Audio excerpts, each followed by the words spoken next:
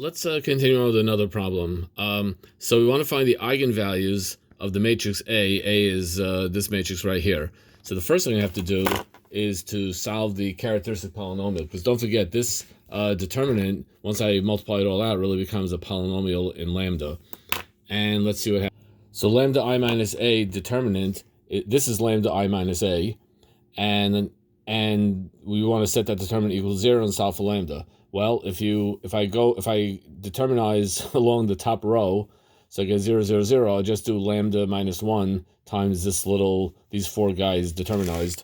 So that gives me lambda minus 1 times this guy here, which is, if you just, you guys are good at algebra, so you get this right here. So we end up with lambda 1 equals 1. Lambda 1 equals 1, lambda 2 equals 2, and lambda 3 equals 3. That's our solution to this problem. Let me get the whole thing in one shot. Now what I'd like to do is find the eigenvectors that are associated with each eigenvalues. Let's do that. Let's start first with lambda 1 equals 1. So basically I'm going to plug 1 into each of these lambdas on this determinant, and let's see what we get. I said determinant, but I meant matrix. I'm going to look at this matrix of lambda I minus A. I'm going to plug in 1 for each lambda, and let's see what we get. So I plug in lambda equals 1, and I get this guy here, which becomes this guy right here. And now I'm going to row reduce this. So I'm not going to write all the steps, you big boys and girls. I'm going to do a few steps at a time to go from here to here. And then I'm going to just do one more last thing to go to here. And here we have a row reduced matrix. But this tells us that Z is our free variable. So Z is going to be T. And this tells us that Y is going to equal Z and X is going to equal Z. So basically it's going to be like this. X is going to be T times 1, 1, 1. So our first eigenvector is 1, 1, 1. And of course, T times 1, 1, 1. Or I should say the eigenvector is 1, 1, 1, and the eigenspace is going to be T times 1, 1, 1 as T ranges over the real numbers. So to write it more formally, the eigenvector is 1, 1, 1. The eigenspace of lambda 1 is, of course, the eigenvector, I should write it that way. The eigenvector of lambda 1 is 1, 1, 1, and the eigenspace of lambda 1, 1, 1 is T times, of lambda 1 is T times this vector 1, 1, 1. So notice that the eigenspace is one-dimensional. So now let's look at lambda 2, which is equal to 2. So this gives you the matrix here, which of course just when I subtract and all that, it equals this here. And by very easy row reduction, this becomes that. And now what does this tell me? What does this last matrix tell me? It tells me that I'm going to make Z my parameter. Z is going to be T, and that tells me that Y is just going to equal Z, so Y is also going to be T. And this guy here tells that X is going to be 0. So for lambda equals 2, I get this eigenvector. So my eigenvector is 0, 1, 1. The eigenspace is T times 0, 1, 1. Again, it's a one-dimensional eigenspace, and that's awesome. Now let's go to the third eigenvector, which was 3. Let's do that right now. So for lambda 3 equals 3, here's my matrix, which then is equal to this, and this row reduces to this guy right here. I have 1s all my leading thingy-dings, and this is going to give me the vector 0, 1 half 1. Why is that? Because this top row tells me that X equals 0. This tells me that Y minus 1 half T equals 0. So the first row tells me that X equals 0. The second row, this is the same thing as saying Y minus 1 half Z equals 0. That's what this represents, that equation, which means Y equals 1 half Z, which means if Z is equal to T, Y is going to be 1 half of T. I like to have whole numbers, not fractions, so I'm going to write it this way, and I'm just absorbing it into the T, like absorbing into the constant, meaning I could double this vector and then just absorb that doubling into the T.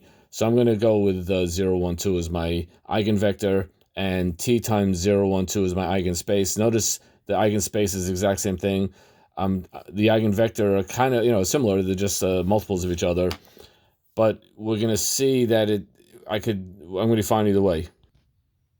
Now I'm going to show you, so we have our 3 eigenvalues, 1, 2, 3. We have our 3 eigenvectors, 1, 1, 1, 0, 1, 1, and 0, 1, 2. Those are my 3 eigenvalues, my 3 eigenvectors.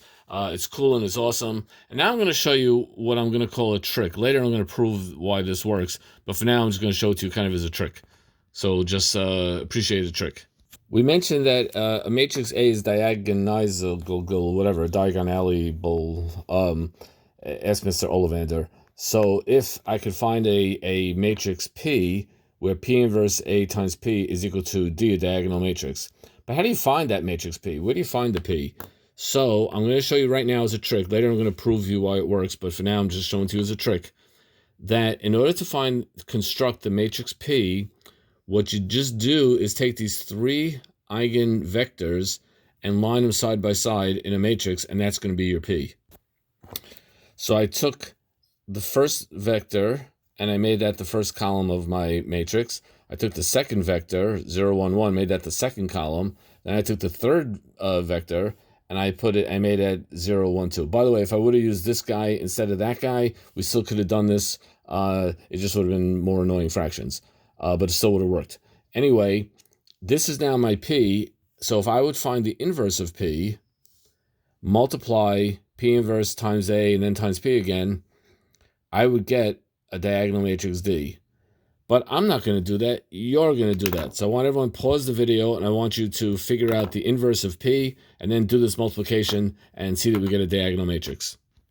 Well, the first thing we got to do is find P inverse. So I'm just adjoining the identity matrix onto P. Now I'm doing a bunch of row operations, and I finally get this guy right here.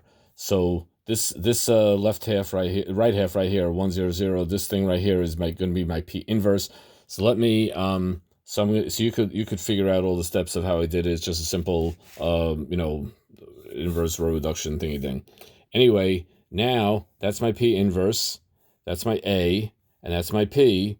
Now we just got to multiply these suckers, and by we I mean you have to multiply these suckers. And by the way, matrix multiplication, as you know, is associative. So whether you do the P inverse times A first or whether you do the A times P first, it doesn't matter because it's associative. You can't switch the order. You can't make AB into BA just willy-nilly, but sometimes you can, sometimes you can't, but you can always do associativeness. So anyway, multiply this and see what you get.